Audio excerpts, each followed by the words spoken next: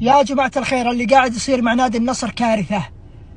الهلال تعاقد مع صفقتين واعلنوا رسميا بناديهم، اعلنوا ووصل لاعبهم مقر نادي الهلال.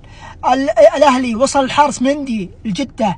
الاتحاد تعاقد مع كانتي وبنزيما لدرجة بنزيما سووا له حفل تكريمي وجاء وراح، ولكن النصر ما تعاقد. النصر حتى الان ما يملك موافقة لاعب. موافقة، انا موافق ما يملك. اذا موافق اللاعب ناديه مو موافق، او العكس. نادي النصر يحتاج 4 نجوم قبل 20 يوم، باقي 20 يوم على المعسكر الخارجي، وراح نلعب مع أندية عالمية. ايش الفائدة؟ ايش الفائدة تلعب بالنجوم الحاليين؟ ما راح تستفيد لا معسكرات ولا أندية. أتمنى تخلصون نادي النصر على الأقل صفقتين إلى 3، باقي صفقتين ولا أشياء ثانية، هذه مو بسيطة أمورها.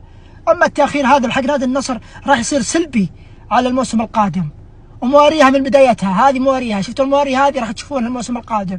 أول الجولات تشوفون النصر ممكن يبدع، لكن نص الموسم ملخبط.